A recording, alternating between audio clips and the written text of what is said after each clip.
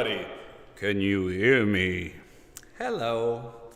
It's such a dreary day outside, but I'm really excited to be here with you guys today and talk about mentalism. Talk about the law of the mind. We've been going over the universal laws. First class, we just went relatively in-depth, but a basic look at all of the laws.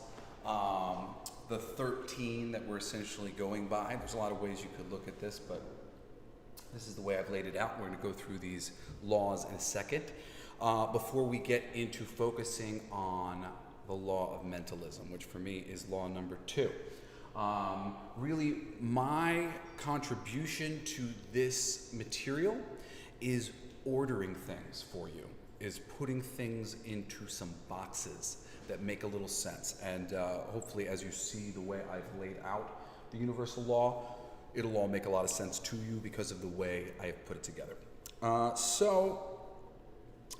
Last week we talked about the law of one, and we got really in-depth into that, and hopefully the people who were around will remember some of the things, because the more deeply familiar you are with each one of these laws, and there's a lot of things within the things to know, the better you'll understand all of them, because they all correspond with one another. And we aren't yet at the law of correspondence, but we will be getting to that one and focusing on that a whole bunch in the upcoming weeks. We're going to be doing this for 11 more weeks after this, going all the way to the new year, and I'm really excited. And really excited how many people are able to join us online now. Hopefully we have figured out all of our internet problems, but we have 2 cameras filming the thing, so if anything gets missing or whatever, you'll get a link to the full class. Anyway, if you're on Long Island, come down to Patchogue and join us over here at Tranquility Within. So, I'm going to start by doing an overview of the 13 universal laws. So, I'm going to face this way so the microphone gets me over there. So, I have them broken into 3s because they're better understood that way. And then I have, after 9, I have 10, 11, 12, and 13, the law of attraction here at the bottom, and I'll explain that in a moment. So, the very first law is law of one. In the beginning, the mind of the universe was one big nothing, one big oblivion, or one small oblivion. There's no size, there's no scale, there's no perspective, there's just nothing. And out of this nothing came everything, came the infinity. But we're all still just one with this nothing. So the law of one is we are all one. That is the law of one. Law number 2, the law of mind. The law of mind is what we're going to be going over today. Or if you're into Hermetic philosophy, Hermetic principle is the law of mentalism, which states everything is mind. Everything that we're experiencing here in reality is, in fact, our minds, our collective minds all together. And as we have learned in the first law, all is one. So we are God and we are a grasshopper. We are a rock and we are the ocean. We are every single thing. And every single thing, because it all came from this one thing, which developed a mind, is all made of mind.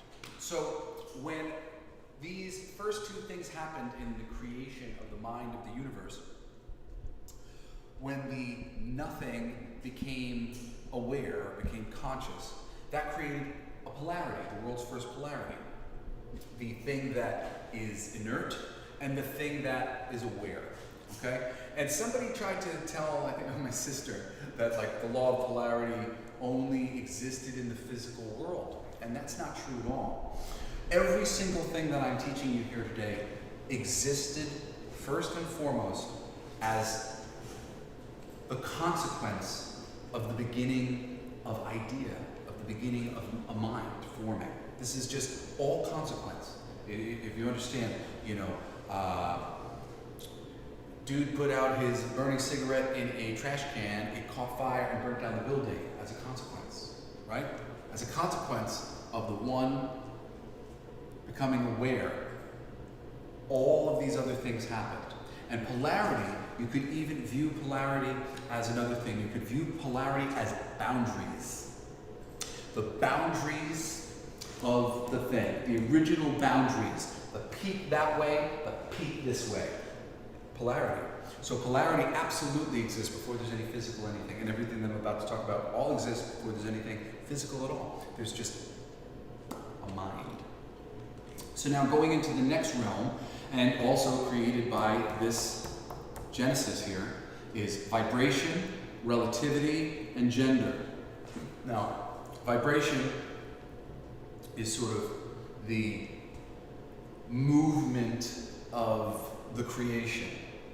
But essentially, when the creation, say, moves in this direction, or moves in this direction, it's getting out of balance with the one true thing. It's no longer in balance. It was in perfect balance here.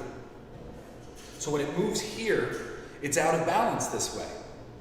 And as these things tend to be, there's correspondence. So there's a swing back and a swing forward. And this is the vibration. But also within the vibration is a relativity.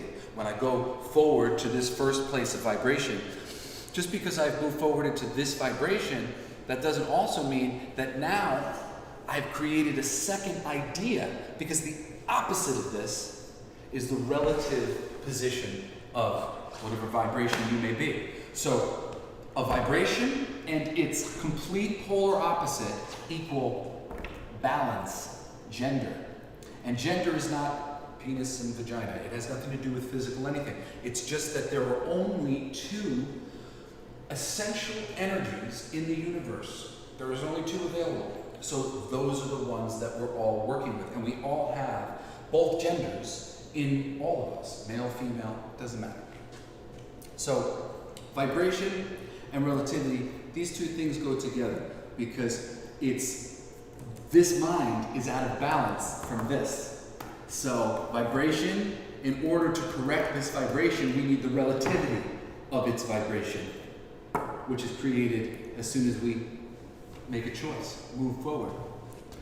Now, these two things become a perfect match for each other, because it's just basically any step you take, the relative perspective will balance the thing. So if I go in this direction, a relative step in that direction would balance me back. If I go directly backwards, a relative step forward would balance me back. So it's just relativity, vibration. And that's why gender, these two opposite polarized energies, balance each other, because essentially it brings you back to the balance of the one thing.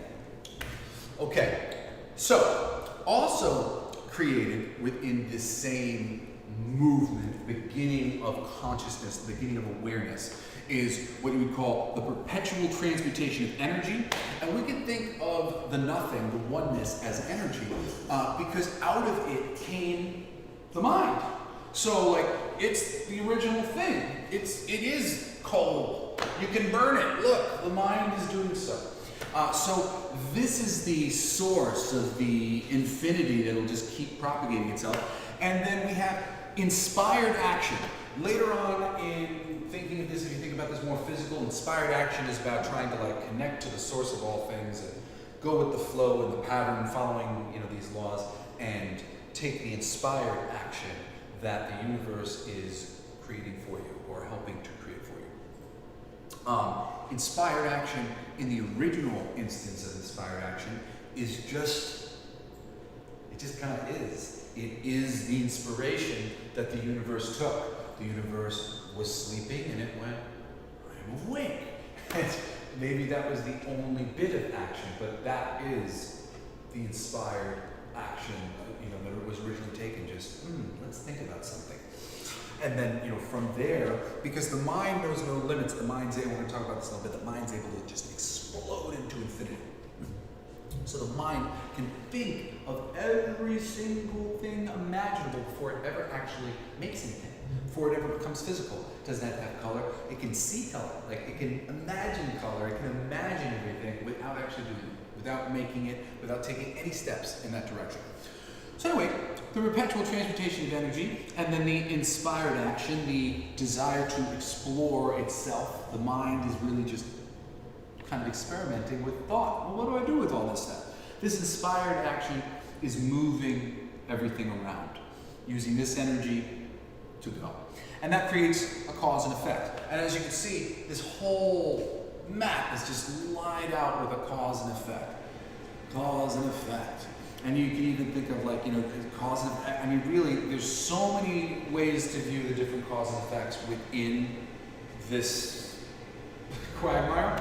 But I think you will see a very clear connection between all of these things that I'm showing you here and why they all do relate so importantly to one another.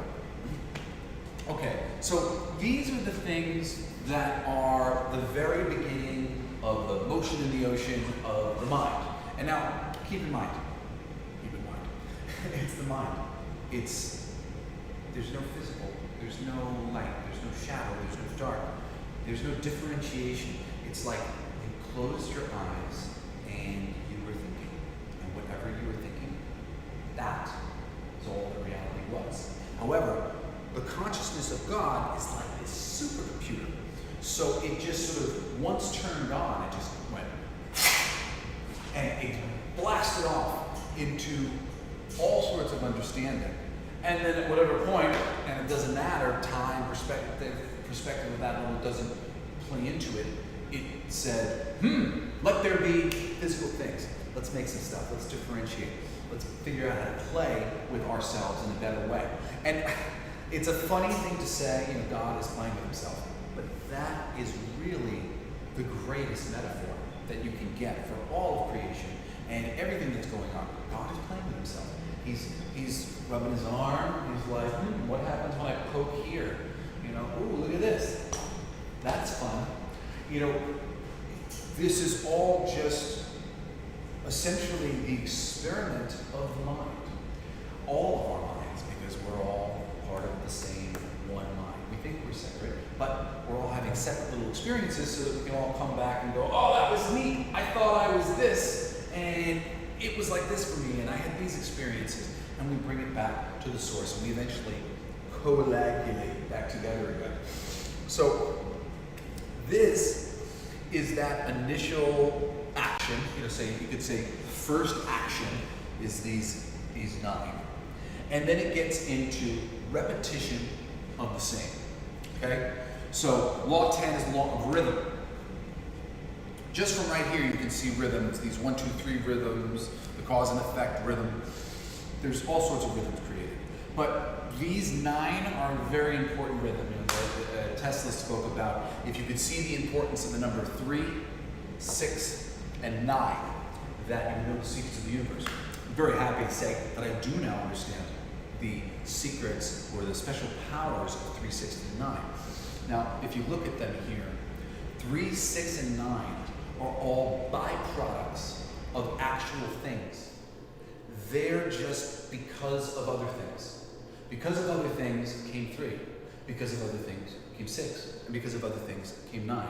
And you'll see the one thing and then the mind that woke up created this polarity. I had to write a 3 because polarity just happened to be invented the moment there were 2 things. The moment there were 2 things, there was a perspective from outside the 2 things of 1, 2. And that is the third thing, a third invisible sort of observer that is present. And this happens in a very strange way with mathematics. The 3 and the 6 and the 9 are often points on a chart or like a grid that you would make where it doesn't quite hit the 3, it doesn't quite hit the 6, it doesn't quite hit the 9, because they are playing the part of the building blocks of the universe that are the invisible, that help create all of these angles that make all the other things stand up. So they're like the invisible magic holding up the universe through all the math. And it's all because 1, 2 created 3, 4, 5 created 6. Once I had this one vibration,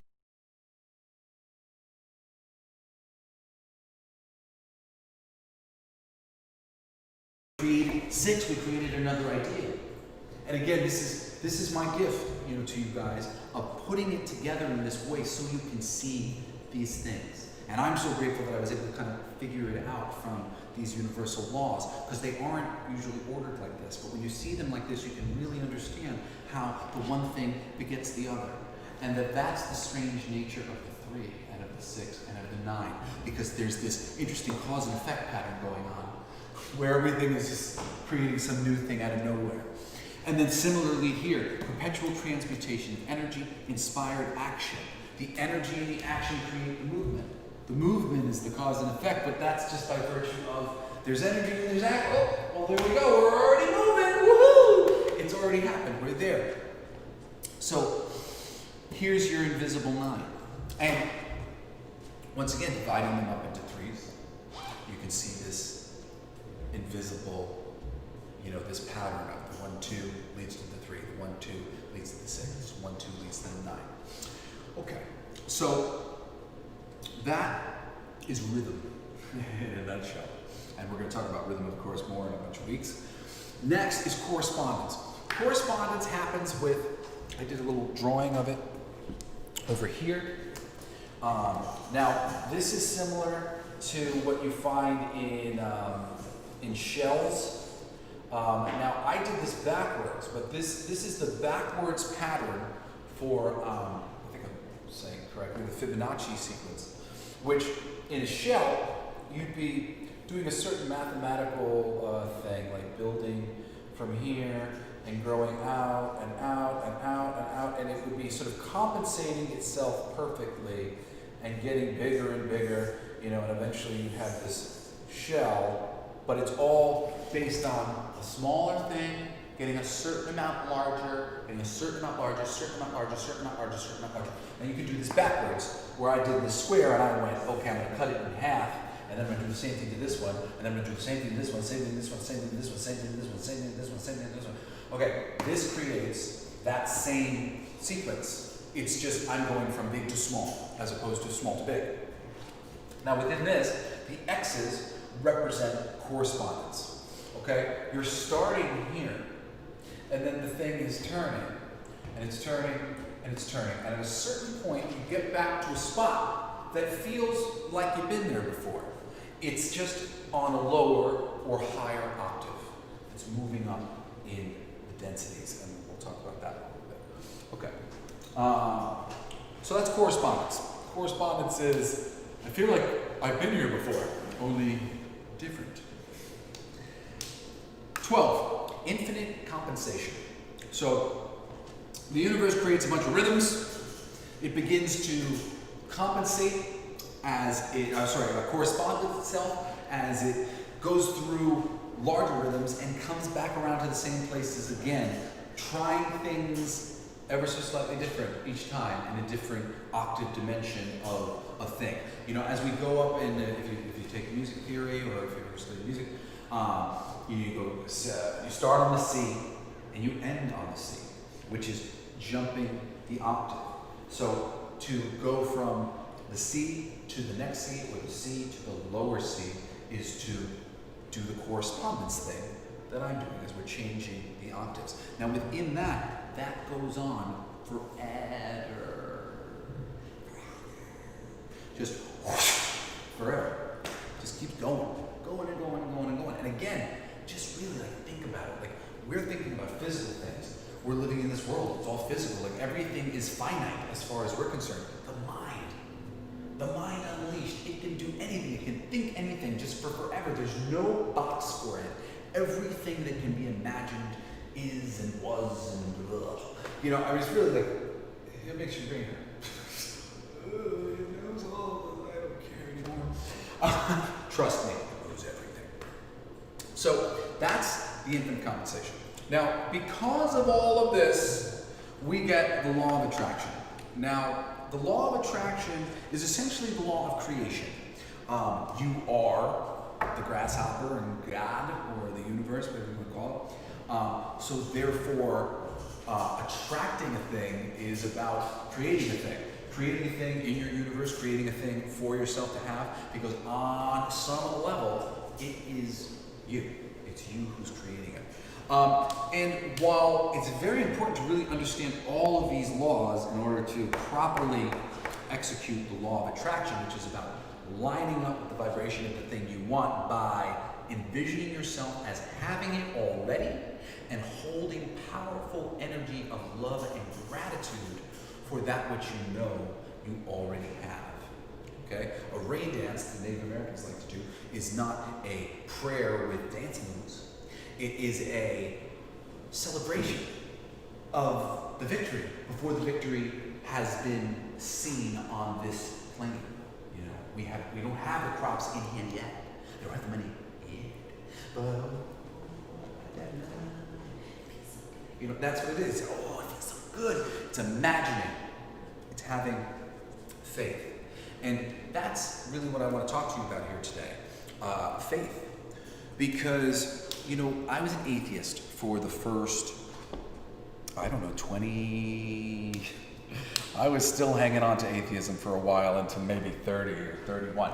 But I did not believe in things like this or any sort of outside of the box from what I was taught in school sort of thinking. And honestly, while I always believed in confidence, which I now recognize is faith, and I believed in a positive mental attitude, which I now recognize as faith, I didn't recognize faith. That didn't seem right to me, that I just believe it and it happens, or I'm just going to have faith in everything. It just seemed sort of like an absurdity to me that I could just sort of faithfully believe and achieve, right? But I'm here to tell you that the laws of the universe prove that that's true. And there's often a conversation, an argument that I kind of have with so many of my well-meaning friends who are spiritual but are trying to hold on to rationale.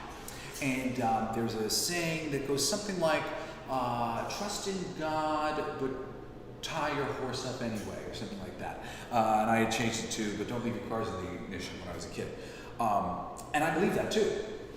But tied up within a small thing like, somebody might steal my car, so don't leave the keys in the ignition, are a lot of other dogmatic beliefs that we inherit from our families. And we kind of inherit in our society, and we sort of inherit them already filled with all of the dark corners and possible mistakes to be made within that thing. There's a reason why it's been so hard to trust in God but not leave your keys in the ignition. Because we're all believing that, plus other things that are kind of tied into that belief. The belief that there are people out there who want what we have and they may come take it. That's an additional belief to leaving your keys in the ignition. That's a separate thing. My car might get stolen, but you can't believe that your car might get stolen until you believe that there are nefarious people in your universe who might come and take it. That is what I mean when I say you have to release all of the ideas that are based in fear, because bound up within them are the smaller ideas that are keeping us separated from each other and keeping us living in fear of one another. And while so many of these moves may seem practical, and I'm not telling you to throw all your practical ideas out the window, but you should, any practical idea you want to make, you want to program it the right way. You don't want to be thinking that you're doing something because something terrible is going to happen and that's why I do this. You should be thinking that I do this because this is the way it is awesome. This is how it's good. This is how I protect myself from this thing. I have a friend who loves to speed, and they have created a perfect, sensical magic spell of why they will never get pulled over in their life, because they use an app on their phone that tells them where the police are. And I wouldn't trust this thing myself, but them saying, yes, this works for me, I believe it, that's it. And I recognize that my atheism, my skepticism, keeps me from making that kind of magic all the time. Because you can set up a little thing, and if you think of it the right way, in a positive way, you can really free yourself to go about your business and not have to worry about that thing ever again. Because you've now reframed the parameters into something that you can grasp and feel good about. And that is a really good tool. So something to think about in anything that you're struggling with. How do I reprogram this and make this something good? Now, I'm explaining, faith is necessary because everything is mind and we are all one. So what's faith? It's believing that everything is all planned out and working out and everything's going to be okay, right? Well, it is. It is. Because you're the one thing and you made the plan and now you're living it out. I'm sorry that you don't understand why. That was a not fun experience for me as well. Not understanding why I did this to myself. But that is actually one of the best questions that we can ask ourselves. And that is one of the things that I urge everybody in this room, everybody at home, to change their mind about. When something happens, do not allow yourself to blame it on circumstances. Always think, why did I think it was a good idea to do this to myself? Because it's all good ideas. It's all the divinely perfect ideas. They don't seem that way at the time. But if you look, it's a little bit easier sometimes to find the reason why you did this thing to yourself. And there always will be a reason. All right. Last thing I want to say before we move on to another little fill-in is the law of attraction. I could chop the law of attraction off this list, honestly. But the law of attraction really misses the point coming in at number 2, where I could put it. Because the law of the mind is ultimately what is dictating the law of attraction. Match with the energy of the thing you want. Know that you're the person who is making all the things and that you're allowed to have anything you want. And boom, it's there. You're the mind.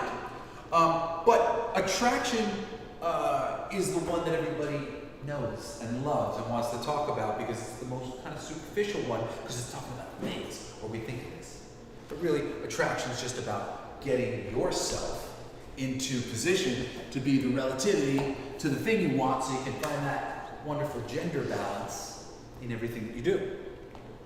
So attraction, it could well be thought of as the mind. The law of attraction, the law of the mind. Now, last week we went over the law of one and the raw material, the channel stuff, which has some really great breakdowns on creation and essentially explaining that light broke down into colors and different densities and different dimensions and all these things. So, let me see what I wanted to say here. 7. Okay, so the densities. So,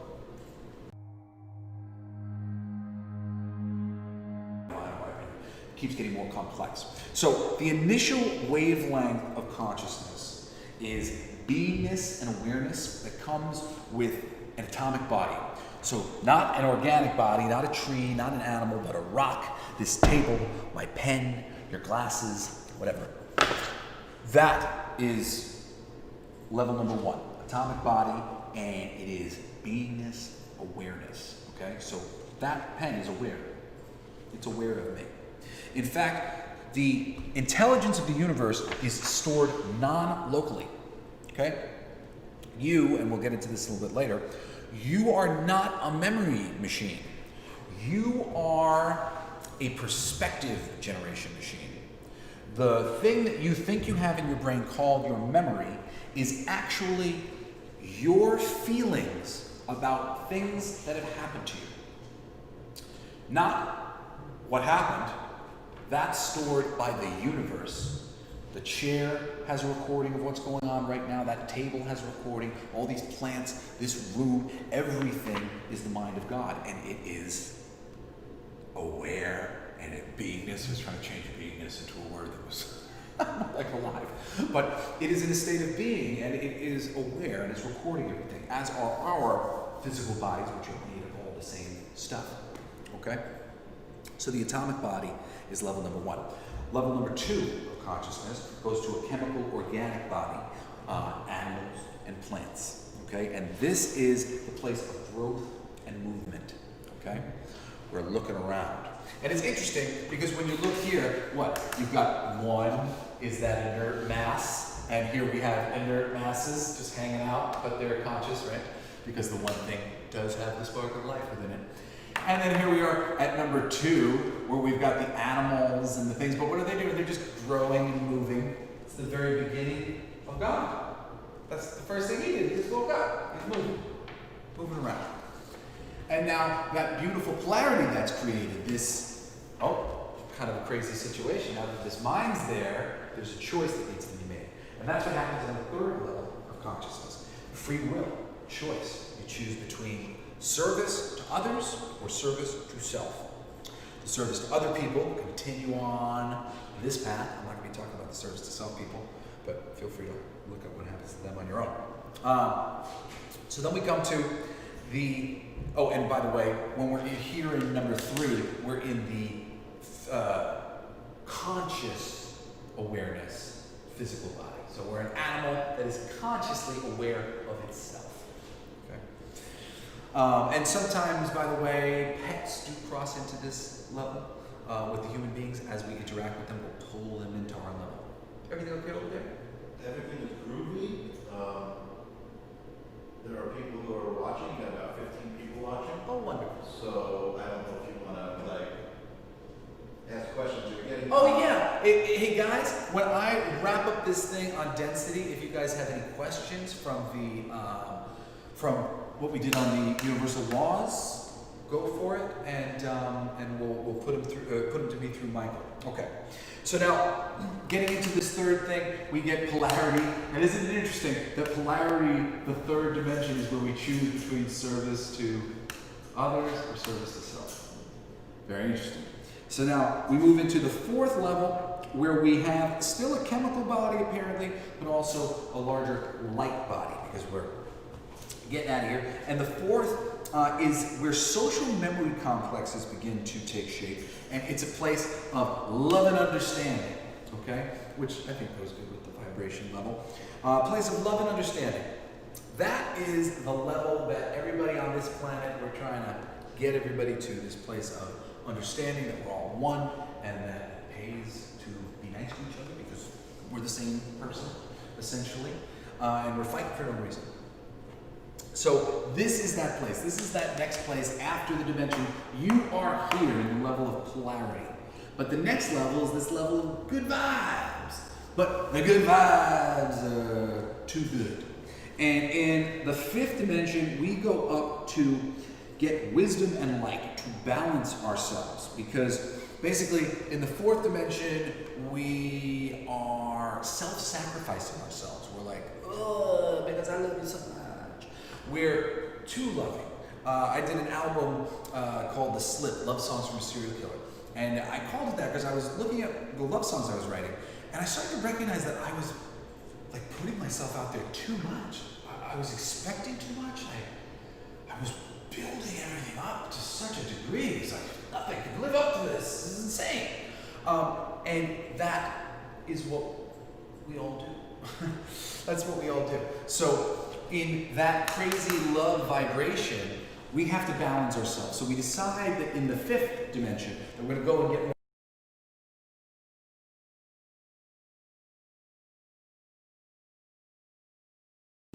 The balance of this thing. And in the 6th dimension, we are just a light body at this point. And I think we were just a light body at the 5th dimension, according to Ra. And this is the level of unity and balance. And once again, we get the love, and then we go to the other dimension where we get ourselves balanced. Byproduct, what do we got? We're a graduate, and we're balanced. Woo! So there we are in the 1, 2, 3, 4, 5, 6 of these densities. And these are essentially the densities that are important to know for the time being. The Ra spoke about the 7th density. They didn't really know exactly what these things were. The 8th density, I've got some notes in my book about it. Let's see. The seventh density, the gateway, the final density of our octave. Remember I told you everything moves up like music, like octaves.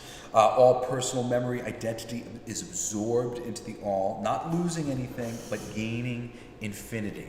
And this is before total oneness and reunification is achieved with the Creator. And then 8, it's the first of the next octave dimension, a brand new universe with brand new experiences we cannot begin to imagine. So this is all a pretty interesting, interesting game that we're playing, where we are separating from this thing and splitting like a cell infinitely. And then at some point in our future, that changes and we begin to reunify. And that was one of the things that I was saying, that in the 4th and the 5th and the 6th, we have the beginning of what's called social memory complexes. Social memory complexes eventually form into balanced beings that have decided, hey, I love you so much, you're so awesome, I think you're so great to work with, you're so great to hang out with. Let's all just be one person, and we're going to hang out with each other all the time. It'll be great, right? So the character of Ra, who is also shown up in ancient Egypt, and other beings of this nature, are social memory complexes, collections of souls that have all been combined back into one. And in reality, these collective social memory complexes are actually ourselves in the future who are reaching backwards to help us. And this sort of nature of everything sort of being able to change, everything that has been, everything that will be, but at the same time, it's all ever rolling and shifting. Okay. So I got the densities with you guys, and we are going to go from here into the 12 dimensions of consciousness. Okay. So there's this great guy on YouTube. He has a channel called Phantom Time. He doesn't post much, but he did a breakdown of the dimensions that I just thought was brilliant. And I've gone back to watch it a ton of times just because I would learn something new and I'd be like, oh, I gotta go watch that guy's thing. He had it broken down so well. So I'm gonna try to break this down for you. Dimension number 1, we were just speaking about these things as density. This is speaking of the dimensions in a larger way, and it's interesting here, you're gonna notice there's 13 dimensions, right? And what? 13 of my laws, and you'll see they do what all these things do. Okay, dimension number 1, time, which is just consciousness. We think time is a thing because we measure it, but what's the thing about time? Flies when you're having fun, drags when you're not. Who's making time? Your consciousness. There's no time, there's consciousness. And consciousness is recording and is remembering and is moving through itself, but there really is no time so much as there is.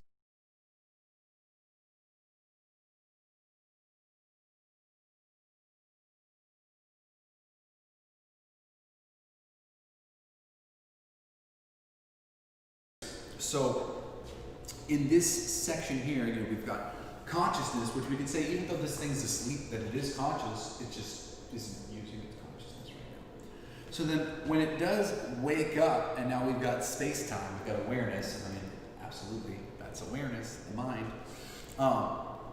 What's that thing that happens, right? Where the two things are now creating this third thing, polarity. So this 1, this 2, it goes straight to the 3 essentially. These two things, it's awareness, space and time. There's stuff happening now. We've got two things. Now there's like this outside force that could observe it and is right now. Me, you, we're all observing the creation of the original mind right now. And we are the third thing that was created in that moment when those two things were created. an additional sort of consciousness is created there. A silent one. Of the silent, the pieces that aren't being used. It's very interesting. Okay, so you've got 1D time, 2D space-time, or consciousness and awareness. Now you go to 3D, gravity space-time. Okay? You can also call this identity. Similar to how consciousness is creating, time is creating consciousness, consciousness is creating time. I think it's fairly safe to say that identity is creating gravity, because it's sort of like, it's sort of like your point of perspective. And there's other, this is a strange way to think about it, because the way that we use the word gravity, it gives us so many different scientific ideas about a thing. And I think that this sort of space-time gravity experience is perhaps a little subtler than we are understanding of sort of like that gravity is sort of necessary or fundamental or anchoring to the experience in some level. But this is really the most complex of this subject matter to talk about. And if you talk to me in a couple of years, hopefully I'll have way better things to say about it, and I'll feel much stronger about this subject, in particular gravity. The guy, he explains, the guy who does the phantom time thing, he explains this space-time gravity situation with a mirror. And he has a folded mirror, and you can do this in like a dressing room. And when you go in, you can basically create 3 distinct realities of sort of in the mirror with the folded mirror, if you understand. And that on some level, that trifecta of perspective was creating gravity. Which again, it's a weird thing. Our perspective is perhaps holding us to the ground. Which would make sense actually now that I say that out loud. Our perspective is holding us to the ground. Okay, so over here, going into the 4th dimension, and now meanwhile, we're in the 3D, we're in the gravity place. We're in this place that is space, time, and gravity. It seems like it is what it is. But beyond this, the 4th dimension is infinite identity and possibility. So the space-time gravity thing creates the identity situation of Jesse, right? But now, the 4th dimension is that there's infinite Jesses. There's infinite versions of me. And that's why I have this little circle recycling thing of eyes. Many, many identities. On the 5th dimension, we get up to the spirit world and infinite dimensions, the dimension of choice. So there's infinite identity, and then from the spirit world, we make the choices to go and do what we're going to do. We're coming down into this physical thing, but there's an infinite number of choices. Essentially, you're a roller coaster ride. You're a roller coaster ride. I'm the Ferris wheel. Whatever it is, you're some fashion. Somebody's going into a room on a spiritual level going, oh, I want to play out existence as this. That's a way, a very simple way to suggest it, but ultimately it is kind of like that. Now, when we get up to the 6th dimension, we get to thought manifests. Thought manifests. Thought manifest, the creator dimension. In the 6th dimension, we have the balance of the 5th dimension, which was trying to balance its love of all these different things, and now all the different possibilities, balancing, making the right choices. And now, this is the place of balance that we create from. Yes. So this is the place of balance that we create from, this place of gender. So the 6th dimension is said to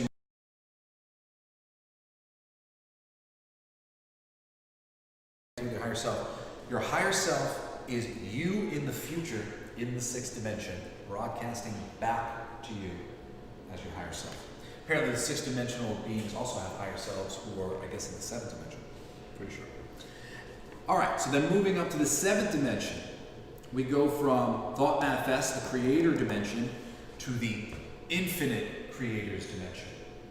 There's not just one balanced creator, there's as many of them as we want. Okay? Moving there to the 8D, we have infinite versions of the infinite creations. Okay? The multiverse. Many versions. It's so funny. I'm a big comic book fan, and I've been watching the multiverse play out in comic books for ages. And I've always hated the multiverse. DC Comics, all of their books were taking place individually, standalone in like the 40s and 50s and stuff. And then at a certain point, continuity, which was taking place over at Marvel Comics, where they would have all these people cross over, and it was really good for their sales and stuff. So DC wanted to be like that. And they did this event called the Crisis on Infinite Earths. So it was one of the first big multiverse events. And just for the sheer enormity of just like having to juggle all of it, like there's 100 versions of Batman now? Like, oh my God. You know, from that alone, I just didn't want to deal with it. And I was like, oh, this is stupid. But now I'm like, oh my goodness, that's what I'm living in. I'm living in the infinite multiverse, Crisis on Infinite. It's that crazy. We have a question. Not a question. Angela Reinhardt says comic books are coming true. Oh yeah, no, big time. Because everything is mind, and people are all sharing in this this inspiration of mind. We'll talk about some of this stuff in a little bit. They are getting ideas from the ether, either inspired ideas from the collective consciousness that wants these ideas to come forth, no matter who brings it forth. It doesn't matter. We're all one. We're all God. Or remembrances of past lives, past situations. And if you look at spiritual, historical things that have been going on, I see so much of what is esoteric conspiracy theory being mirrored in the fiction. And I'm very big on going to try to explore whether or not the creators had any awareness of what they were doing. And some of them do, but not all of them. Somebody like Alan Moore, if you see something in his work, or Grant Morrison, both of them, the dueling magicians, they know what's going on, and they put that stuff in their work. But other people are just drawing from the same well of inspiration. Just, these are the ideas, these things already took place. The Bible can be thought of more as an execution of stories about ourselves that demonstrate all the different little aspects of who we are. We are Job, we are Cain and Abel. You know, these are us at our absolute worst. In the worst moment, the worst circumstance, that is the reaction. That's the bad reaction we made, and that's the thing that we're trying to get away from now. That's the thing that we want to balance ourselves from. So often the Bible stories can be really scary because they are so polarized. It's like they're all the way to 11, man. Like, that's a freaky. I used to hate the story of Job. This guy like does everything for God, and God just kicks his ass over and over and over again. And but this is more the story of us when we're banging our head against the wall and we're learning this lesson this way. Whatever. These are all little aspects of the things that we have to learn in order to grow through these densities of reality that I'm speaking about. So now, after we get to the 8th dimension, that multiversal place, we go to the 9th dimension, which is all that is. Okay, it's a mechanism of the universe. So 9 is the hub of all that is. So it contains all that is in here, based on all these laws and everything that we know. Okay, but once we've run out of road, essentially, we've run out of this thing, where it all that is. When we get up to the 10th dimension, the realm of rhythm, the rhythm continues to create. That's the rhythm. The rhythm is creation. So, we're not going to stop at everything that could be based on these silly rules we've made. We're going to continue it, and we're going to go to impossible becomes possible. Pigs fly. Everything we couldn't do here, we do there. And then, in the 11th dimension, we go beyond possible, because we're corresponding, baby. Hey, haven't we been here before? Yeah, man, we did everything that we couldn't do there. Now we're just doing everything that hasn't been done. Woo! What's not possible? I don't know. We're inventing things. Craziness occurs beyond possibility. Finally, we get to the 12th dimension, infinite compensation, or the prime creator, the one who is infinitely compensating. And what is one above the prime creator at 13? It's infinite prime creators. And beyond the prime creator for our universe, there is infinite prime creators. It just goes up. This is the beginning, the basis of, or the footing of what we're standing on. But rising above all, I mean, just think how many gods can fly out of this system if it's infinite. It's infinite. It goes on forever. So there's infinite possibilities, infinite everything, infinite aliens, infinite animals, infinite shapes and sizes. What the hell is that? I've never imagined that. It just keeps going within what it can do and what it can be until it exhausts itself. And that's what's going on right now. I like to think at the level of the infinite prime creators, it's like a bunch of God-level intellects playing chess and, Twister. And, having a nice time, playing some card games. I'm God. I'm going to get you, bitch. I'm going to beat you at bullshit. Pardon my French, everybody. But, just kind of messing with each other because they are the intellect. And now they have no ego and they have no fears and they can't die and they can't anything. So what are we going to do? We're going to have fun. What's more fun than challenging a competitor? Having a good give and take. So what do you think the infinite creators do? I like to think that they have a great time challenging each other. And that maybe on some level they're often Eternia and Skeletor versus He-Man, but they're higher beings and they know that there's no good or evil. We're the ones putting that on the Masters of the Universe. And they're just playing a game of chess with one another as they see who can psych each other out the best and the brightest and the most. Okay, so this wraps up the densities and the levels of dimension. Do I have any questions about the 12 dimensions of consciousness? No questions. You have some comments. You have a comment from Renee Lopez. Everyone is capable of good and evil. Oh, yeah. A comment from Angela Reinhardt. God plays keep away with Thor's hammer. Yes. And then you've got Neil saying, I hope there's some AC/DC up there. Oh, yes, there'll be lots of AC/DC. All the songs that they couldn't channel from God. And they were like, man, this is the whole album that he went on a bender and he just missed recording it. And you can listen to that right now, in heaven, live. Yes. All right. Religion without the dogma, folks. Okay. So, sorry, I'm just looking at my paper here because I reordered what I wanted to do this in. Okay, now.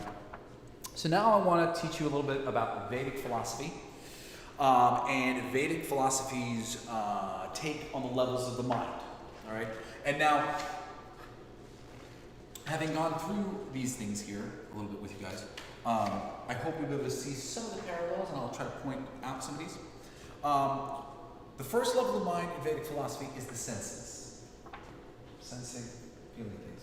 And they have the senses broken down in a really interesting way. They said that the senses are elemental. So our mouth is for water. Our nose is for, I believe it's the earth. Yes. Our touch is for the air, to feel the air. And fire. Our eyes are to see the fire, to perceive the fire. And our ears hear the ether, or hearing the sound, or hearing the light waves, which everything in the universe is essentially sound. Creation is the most complex, the ether. So it's a very interesting thing that our ears are picking up the ether. I had never heard that before when I was researching just to put some of these things in order for you guys, I came across that. So that's a very interesting thing to hear, and I'm going to be looking into that more myself to better understand. But the senses is number one, and senses, whether or not this thing is inert, it is still the thing that the awareness came from. So what are you doing when you're sensing? You're just sitting there. Just sitting there like the nothing. Okay, so senses, that's number one. Number two, the semi-conscious mind. The semi-conscious mind is what can be perceived. We are living in a universe where we can only see a certain bandwidth of frequency for light. We can only hear a certain bandwidth of frequency for sound, etc., etc. At a certain point, heat is too hot for us. At a certain point, cold is too cold for us. We are in this Goldilocks zone of where our lives work.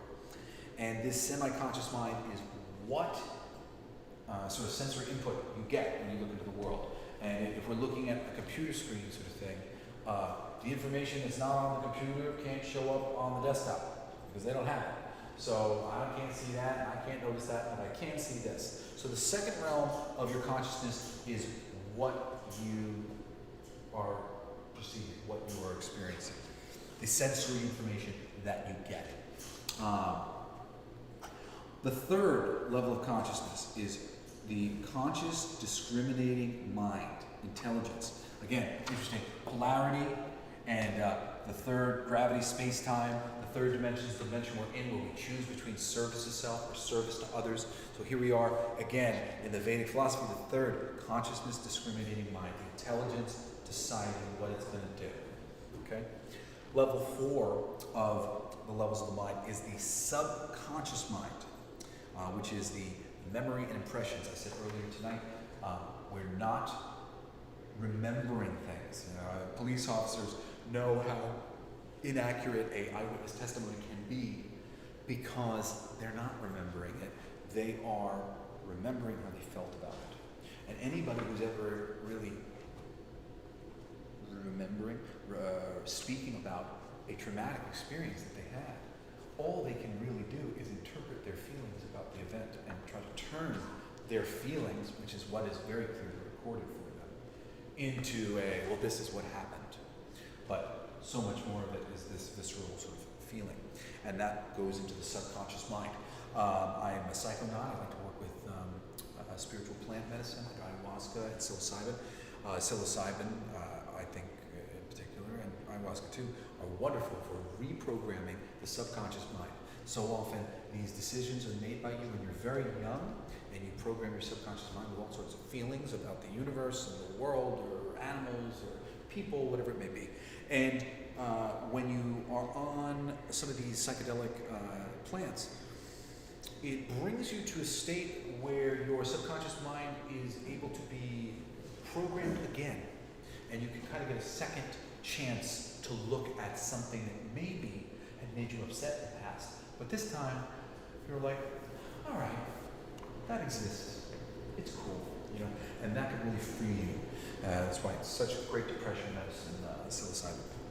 Anyway, number 5, the self-conscious mind, the ego, the material self. It's interesting in the 5th dimension where we are working on balancing our love because our love is too intense. And the 5th dimension in Vedic philosophy is the self-conscious mind, the ego, the material self. So what are we working on in the 5th dimension?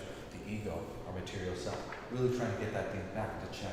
Trying to really recognize, hey buddy, I'm one with everything. There's no separation. I don't have to worry about nothing.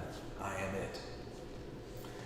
All right, and finally, the 6th, which is the inner self, the embodied soul. That part of you that is higher, that part of you that is balanced, that part of you that's in the future, that's already been through these things and has come out the other side. So, in an effort to talk about the mind and the law of mind, I really felt it was important to remind you of the laws, remind you of the densities, the way that this mind has been broken up into color and light and form, and dimension of consciousness, because this is just all just the mind going, let's do more things, let's do more things, let's do more things. These things, I believe, are very foundational for some of the things that I'm going to teach you, just kind of working off of this list that I found online. I've just been playing with it a little bit as a baseline to talk about how everything being mind relates to you in practical reality. Okay, and I have a couple different areas that we're going to talk about in 1 second. But what time is it right now? How are we doing? About 20 minutes left. It's 8:39. Okay, awesome. Perfect. All right. So I'm going to talk to you about, where did I put this down here? Okay, so I want to talk about physical health, emotional health, intellectual health, social health, vocational health, and spiritual health. Okay. Now, every single one of these things is the mind. And within each of them, we should be able to explore how the mind relates to the creation of the thing. So starting with physical health, which is, your mind, your health, appearance, and your aptitude. Okay?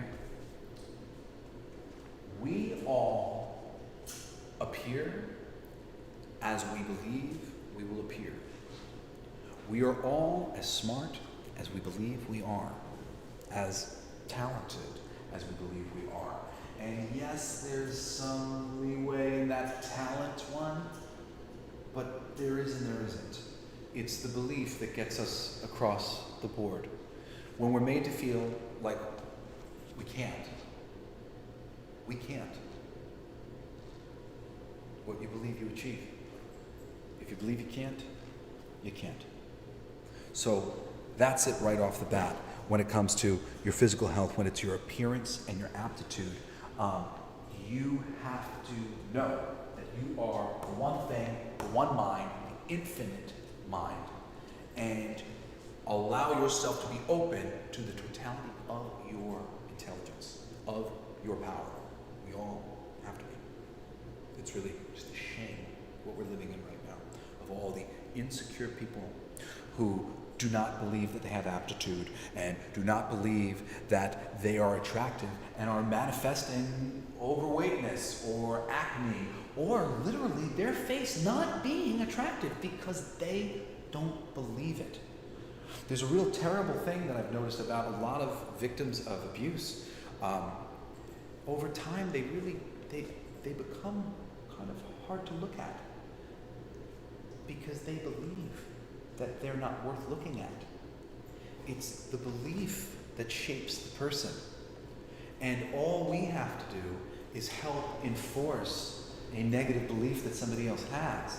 And then that person can just take your energetic reinforcement and run away with it and literally transform themselves over time because of how they're feeling. Have you ever had a friend who you hadn't seen in a little while, when you saw them a while later, they really looked different? We look how we believe we should look, or what we think we do look like. We manifest the things.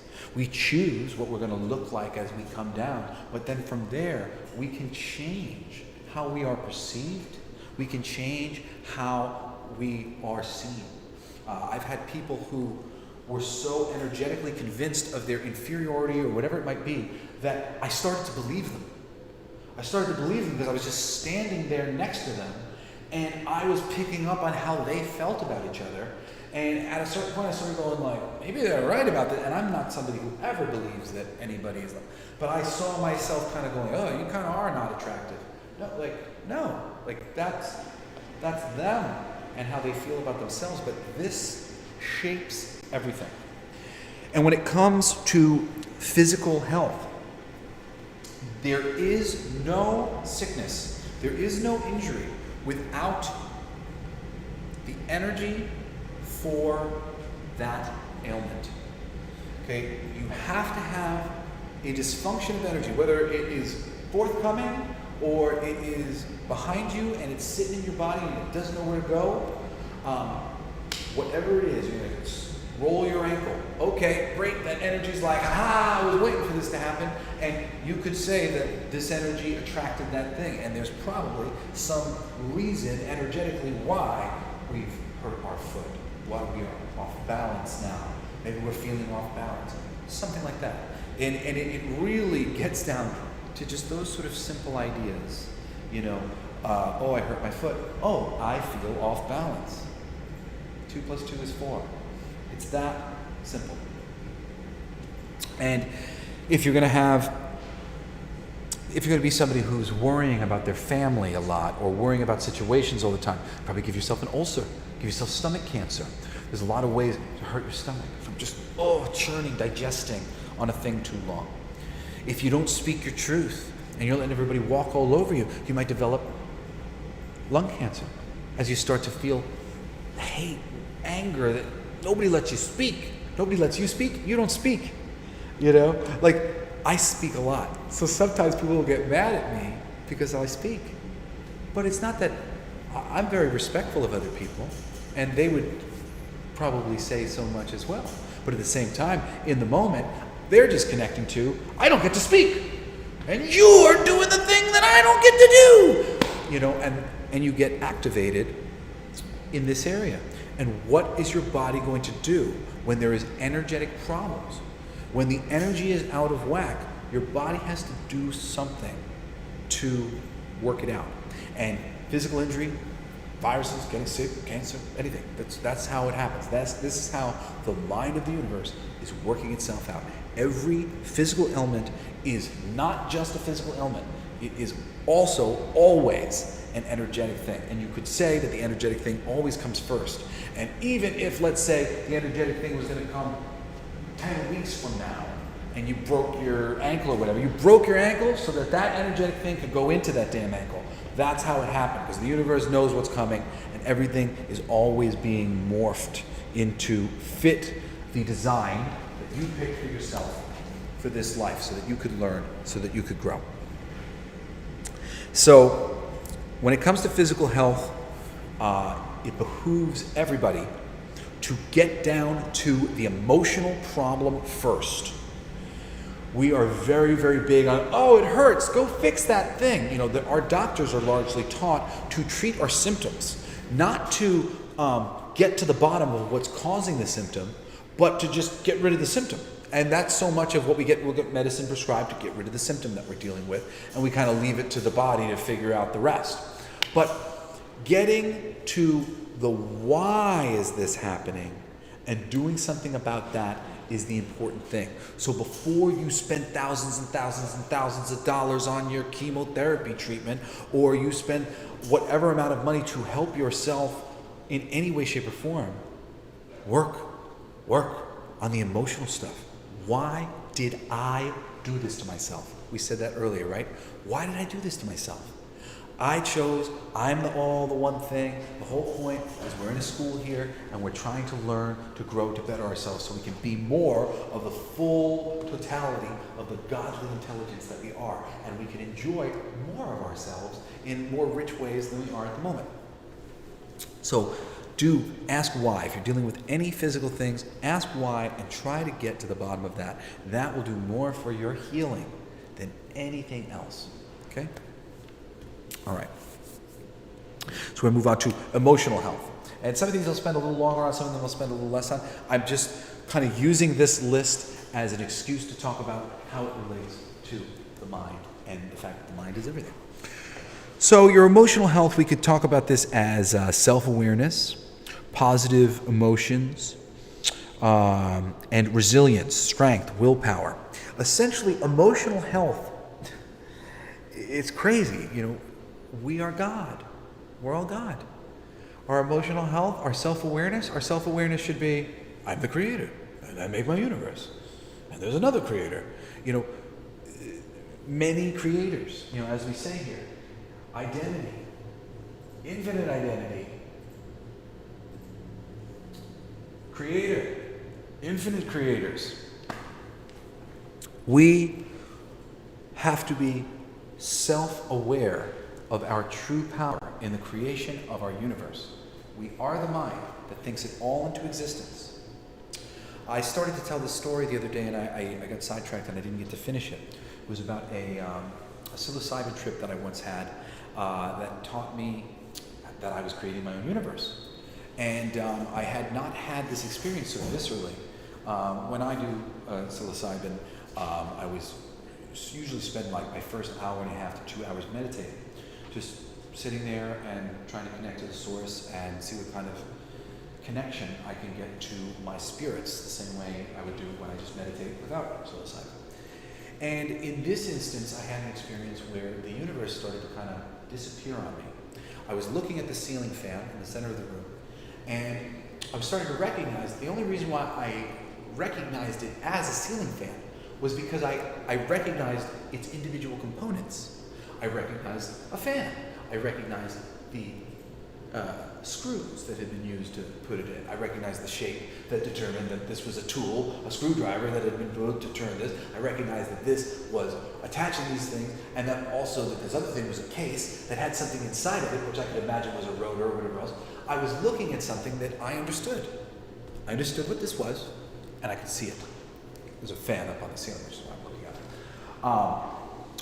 But if I realized in this moment, connected to the source, that if I did not understand what I was looking at, that I wouldn't exactly see it. Or I wouldn't exactly see it the way I was seeing it.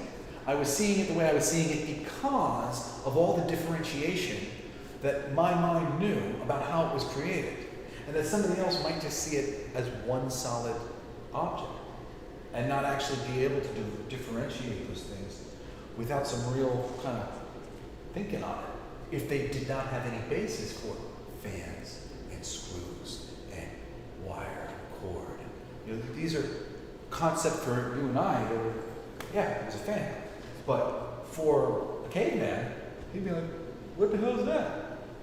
You know, maybe he'd recognize the fan, you know, the edge of the fan. He'd be like, well, I know what that is. It's like a sword. It's like 3 swords. Get away from it. You know, it's 3 swords. It's going to kill us. And that's really the thing. The caveman would see that and go, oh my God, it's 3 swords and it's spinning. You know, he would, no, it's cooling this down. It's nice. So that perspective is huge.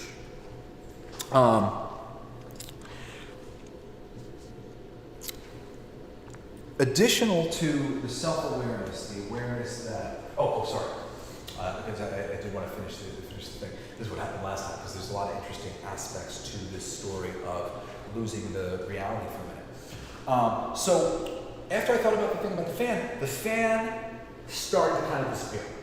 And outside my house disappeared.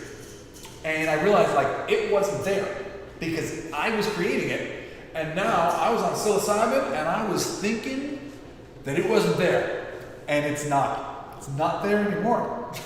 Because I'm making my reality and I decided it wasn't there on some level. And it was not. It was just black outside my windows. Black. Like nothing is out there. And I started to kind of panic as I looked around and my room is dematerializing. Everything is just kind of disappearing. I'm forgetting what a pillow is. And I'm literally like, oh, no, it's a pillow. I like those. Like, don't leave me, pillow. I'm laying on you. And I got up to walk into the bathroom because I got a little panicked about this sort of moment. I was uncreating my universe. And I can remember very clearly in my walk over to the bathroom, I thought something that was a very major lesson for me, but it would take me kind of years before I finally recognized what it meant. I started thinking about my friend Aaron. And he's one of my best friends. He's a very talented writer and such a sweet guy. He's had lots of hard things kind of happen to him in his life, but I believe in him. I see his talent, I see his goodness, and I want such great things for him. And I was killing every good thought I ever had for him by destroying my perspective. My perspective was the perspective that held these beliefs in my friend. If I died or disappeared, they went with me. It was in my universe where I believed that Aaron was so talented, Aaron could do these things, and that I was going to see it one day. It didn't exist just anywhere. It existed for me. It was something that I created. And just like you're creating your own reality, and if you stopped, it would disappear as it was. If you stopped creating your reality, which is filled with all the things that you love, and all the people you love, and all the desires you have for them and for the world, all that love, all those desires, they go with you. They are no longer here. They go over to the spirit world, the mind side of things. And you aren't here to think that thought anymore.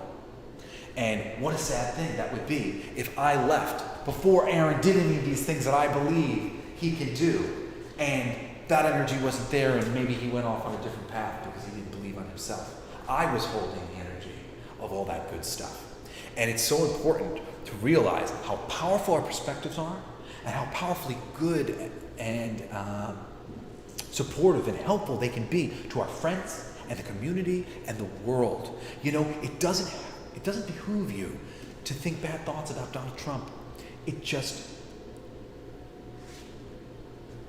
calls them in. It behooves you to go, I see him as a man who loves his kids. And that proves to me that on some level, he is a man of love. And on some level, he's like me. And I believe in his goodness. And I know that I'm going to see signs of his goodness. That is a thought and a prayer and energy that will be sent into the universe and will come back in good ways. What we're doing now is just sort of propagating the same and giving us more of the same. And we don't want it. We don't want it. And we go into the doctor and we say, doctor, it hurts when I do this. And the doctor says, stop doing that. Don't do that anymore. And this is sort of the thing with us as human beings. Because of the mind, because of the nature of these laws, the law of our own creation, you know, what's the definition of insanity? Doing the same thing over and over again. And that's what we're doing. And we think it's different, and we think we're right and he's wrong. There is no I'm right and he's wrong. He's me and I'm me. And he's me and you're me and I'm me. He's right and I'm right. How can I be wrong and right at the same time? We can't be. We can't be wrong and right at the same time, which means they're both right. We're all always right. So, if you want to rage against the dying of the light, you will be right that it's dying and that there's a need to rage. But you can equally put your energy in good places and, rage positively towards the things you do want. It would be great if we could dislike Donald Trump and he could be doing great things in the White House. Wouldn't that be great? Wouldn't it be better than us sitting here and bitching about it? It would be awesome. We could still vote him out of the office tomorrow. It doesn't matter. It's just how we approach it that changes the results we get. And right now our approach is amplifying our results over and over again. And we don't want that anymore. We don't want to be amplifying the results of war, amplifying the results of hate. Similarly, how we treat racism right now and the Black Lives Matter thing and all of this polarization of racism, again, fitting into these laws, it doesn't make any sense. It's a bad idea. We're propagating an idea that we want to go away. We want this idea to be gone, and we keep bringing it back. So it's really bad medicine, to say the least. Okay, so moving on from the I wanted to get into a second half of emotional health. So self-awareness is a big thing. Your self-awareness is you're God, you create everything, you're one with everything. Secondarily, resilience is part of that emotional health. Your strength, your willpower. You are God. So how much resilience do you have? All of the resilience! All of the resilience is yours. Yesterday I gave a friend of mine a visualization of themselves as Zeus or any of the Greek gods, what is it? Is it Greek? Greek? Zeus? Greek? Am I dyslexia? Yeah. Any of the Greek gods that you choose on Olympus in all of your power going, what should I do with my That perspective, the perspective is, I am infinitely powerful. I am a God on this earth, and I can do anything with this beautiful infinite mind I have. What am I going to do? If everybody was operating from that place of power, and a reasonable understanding that we're all one, so no need to hurt each other, everything would just be bonkers good. We would have the best art and the best athletes and the best everything. Bravery. Be brave. You are the creator. There's no reason not to be brave. So just do it. All right, moving on to intellectual health, which would be curiosity, adaptive mindset, paradoxical thinking. This, I'll talk about for a second, but when it comes to curiosity, people tend to give up curiosity and other things based on what we talked about earlier, their thoughts on their own aptitude. Based on what they think they can accomplish, what they think they can understand, they will dumb down their intellect and they won't put themselves up for the paradoxical thinking. I think my family I drove them nuts my whole life because I'm such a double talker. Because I am a paradoxical thinker. I see the polarity. And I was always like, but Mom, this, but then this. And she'd be like, what? You said this. And I'm like, well, both is true. And I didn't even know at that time I was an atheist. And I'm, this way. And they're like, which is it, buddy? This is both. I haven't figured it out yet. I think it's both. It is. It's both. We're both right. The Nazis right and the Jews right. They're both right, unfortunately. It may seem like, but Jesse, that Nazi thinks XYZ. It doesn't matter if that Nazi thinks that he should kill every baby on the planet. God thinks that. He's God. Trying to get him to a better place where he's not thinking that he should kill every baby on the planet would be a good idea. We should do that. Definitely moves in that direction. But it just doesn't behoove us to go to this place of existential threat. There being an other, us being righteously, egoically good, and them being egoically evil, whatever, or matter-of-factly evil, absolutely evil. They're not. They can't be. They're God just like you are. So there's that. So curiosity, I encourage you guys all to have an adaptive mindset and, get into paradoxical thinking, and don't ever think for a second that you can't. Your brain is just as good as my brain. I can think of it, you can think of it, and I can, so you can. And there are plenty of other people who can as well, and who have talked about these things. If any of these concepts that I'm talking about here are really interesting to you, I encourage you to go dive deeply into them. You'll learn so much just listening to different YouTube videos. It's so helpful to me. This is the kind of stuff I like to do anyway. Preparing for the class, it's been great just for me to learn different things and get a couple different better perspectives on things, and it just keeps happening. So thank you guys all for being a part of a class that is teaching me to just be smarter every day. And you guys should not be depriving yourself of whatever your curious mind thinks up. One of the things that I love to tell people as a creative person myself, I've written for Marvel Comics and DC Comics and Disney and Pixar, and I've done pretty much every single thing. I've done every single thing I've ever set out to do on the planet professionally. And that's true. And the reality is, if you feel good about the thing that you've got in mind, then it's a good idea. Don't bring it to 50 million people because they might talk you out of it. Because it might not be a good idea to the person to the right of you or the person to the left of you. You may be that special person who is meant to bring forth that unique idea. But only know that it's that idea if you feel that inspiration, you feel that pull, you feel that love. You're like, I just love this. That's it. That's the right answer, because you are God. You're part of the oneness. If God, through you, loves that thing, that means you're not the only one. There are others, and they will come out of the woodwork to find your thing, because you are the representative of the love for that thing.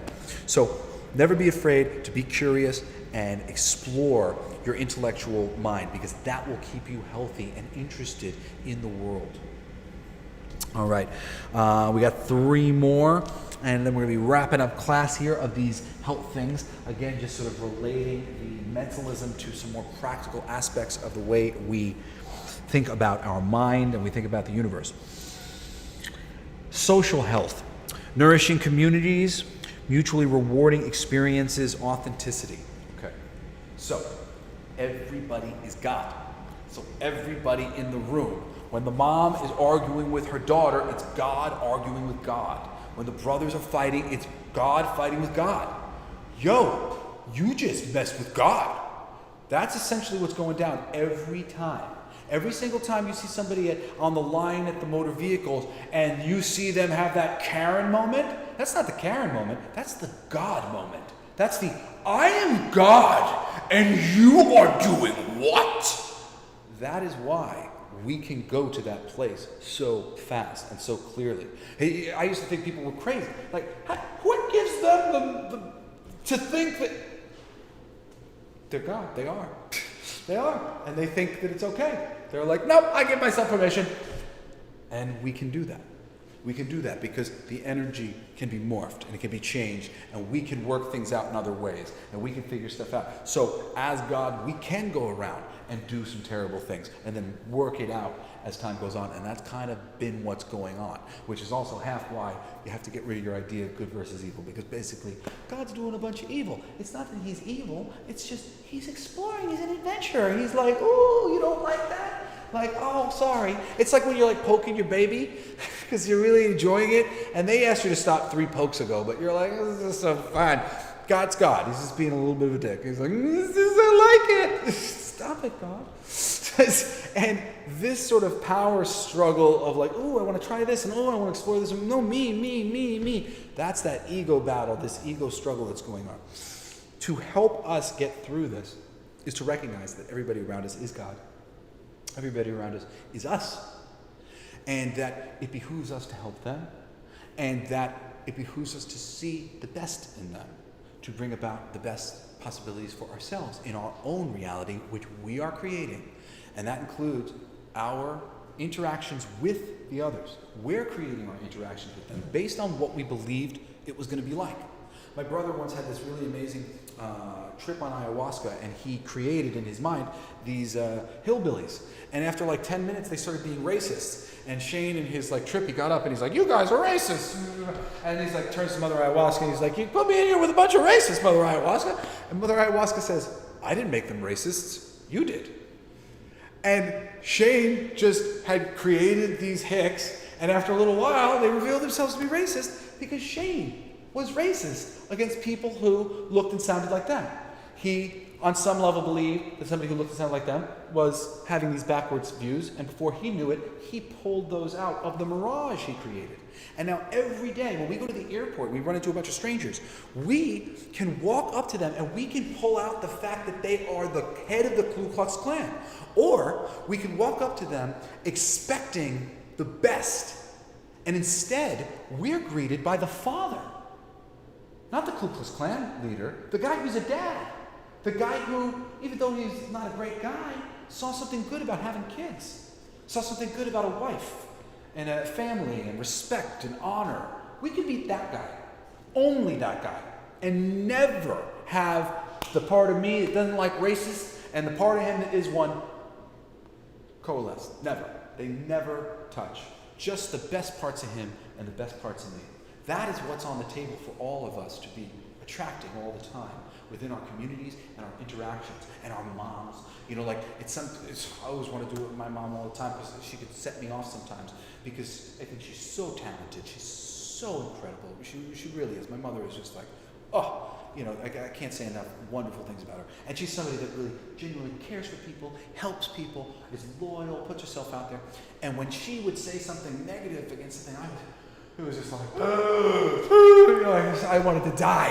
No, not my favorite person saying that I suck. You know, and she wasn't saying that I sucked, but I would hear it that way because it was my world. You know, it's my universe. It matters how I hear it, not how she meant it.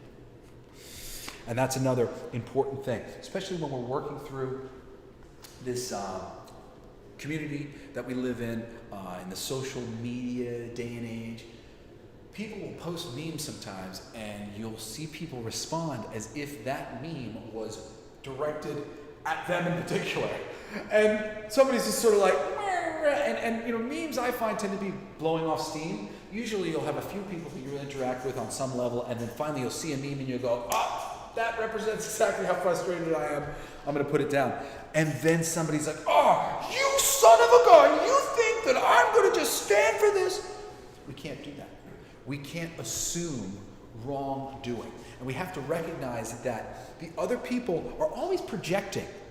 Whatever I say is just a projection of my reality on you guys. You know, my reality is that I've gone through some real crazy experiences, and I've come to this kind of nutty understanding of the universe. And anything I say to you is going to be based on, I think I see this thing, you know? Anything that, you know, my mother was saying to me, you know, maybe at the time when she was younger, was based on the fact that she saw that a lot of wonderful people that she knew were eaten alive by drugs, and they weren't able to make the things of themselves that she maybe hoped that they would have made of themselves. And it made her nervous for the rest of her life that marijuana or something like this was a bad gateway to not a good future. And my mom had decided that, like the person who was deciding that their GPS system was always protecting them from the police, she decided that by not doing drugs, she was protecting herself, and she would be prosperous by not being a part of this thing that was less than prosperous. So these things can be used as positive things that lift us up, but then coming up against an ideology where I had anxiety and ADHD, and I was having a really good reaction to marijuana, and my mom's like, no, I already closed myself down to marijuana. I've decided that's bad. Oh no, that killed me. You know, it really hurt my feelings. It had nothing to do with me, it had nothing to do with her experience, and everything that she said was just her projecting for what she experienced. And everything I said was me projecting that I didn't want that to be the case and that I was having a different experience. But we weren't trying to piss each other off. It was just sort of the nature of both of us not being conscious enough to recognize that we weren't trying to piss each other off. But before you know it, of course, there were some arguments here or there about these things and about, oh, you're making me feel like a loser or whatever it might be. And that's just because of the nature of this community of minds that are all one. All right, we are getting to the end of it. Last two: vocational health, calling, mastery, drive for success. Now, every single one of us chooses, and we talked about this in the last class with the law of one and the veil of forgetting. We reincarnate on this planet and we choose our life. We choose the way in which we're going to work out past transgressions, energy that is out of balance that we need to come down here and fix. We plan and plot and get all these things going. And we plan a best course of action for what we're going to do with our life. What are you going to do with your life? I'm on a rock. I'm going to teach spiritual classes. I'm going to whatever. And every single one of us has that within us, a calling, a thing that we're meant to do. Most of us on the planet are blocked from doing and accessing our calling because of fear, and that's a shame.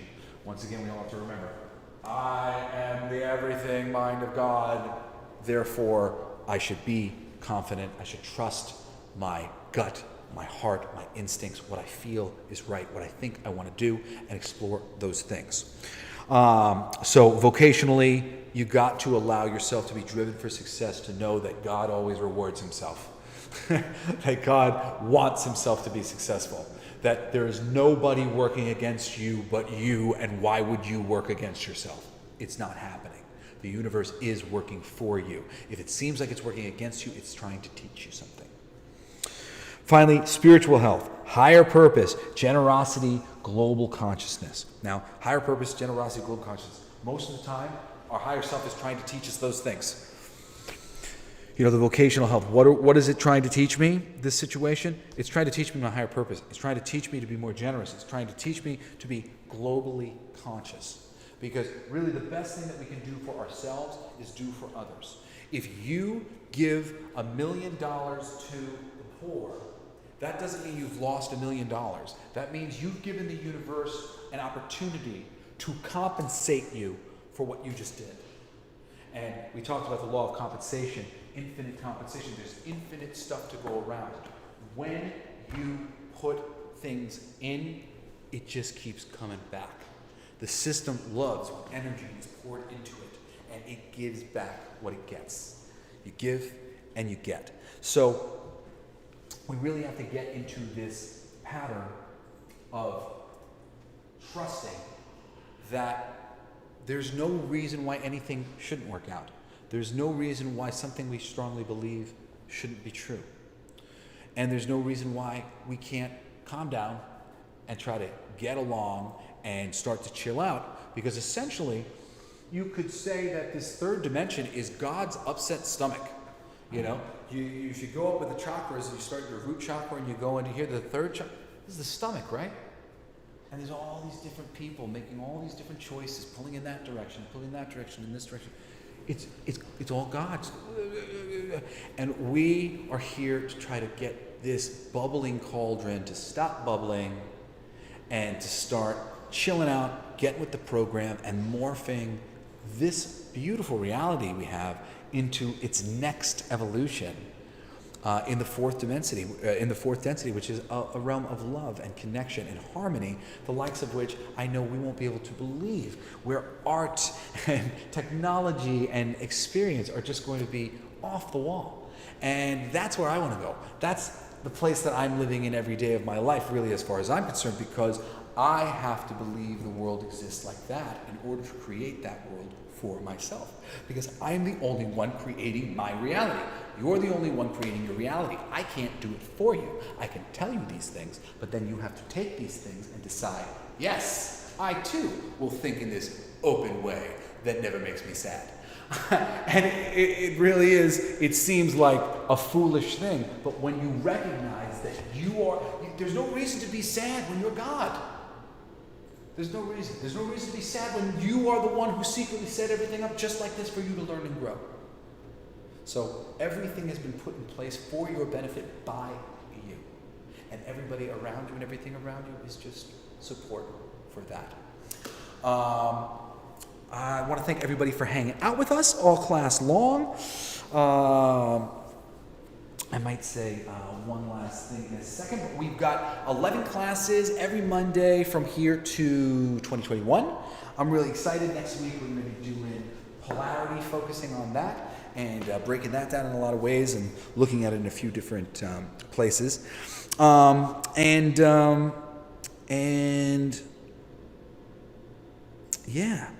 This is awesome. I hope I give you guys a lot of information and things to think about. And I'm just going to leave you with one last thing, okay?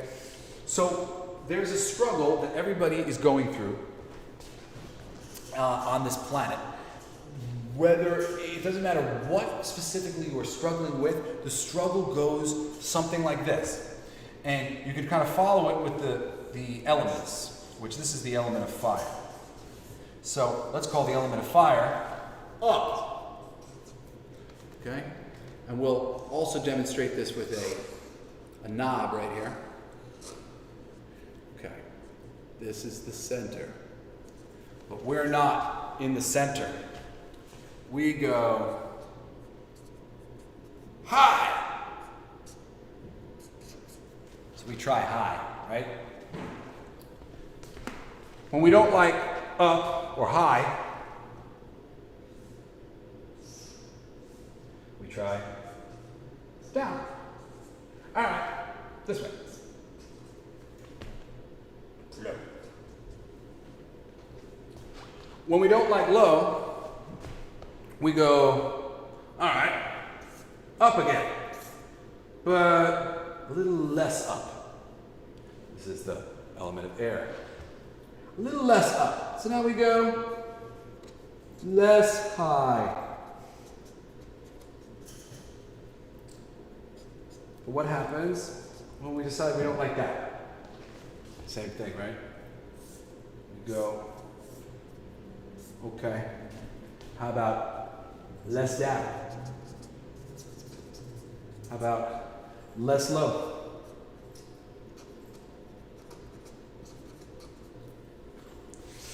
And then what do we finally do?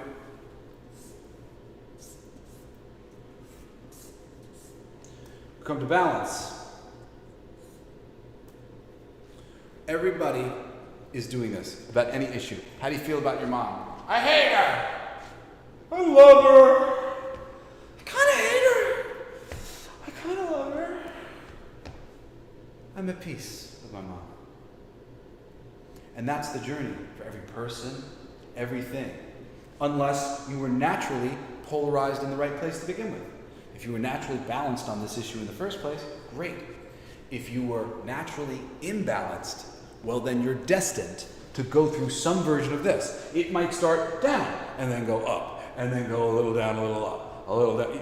It can go whichever way you want, but there are only these choices. You can only polarize yourself in these fashions. You're like, all right, full tilt to the right, full tilt to the left, maybe a little closer to the middle this way, maybe a little closer to the middle that way. All right, back to balance again.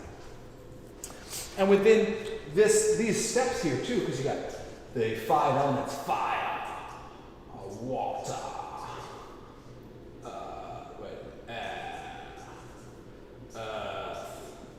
and ether. And these are also represented by the Platonic solids, which gradually get more complex as you move up. So I want you to try to remember this in the future, that the very fundamentals of the universe is just 1, 2, 3.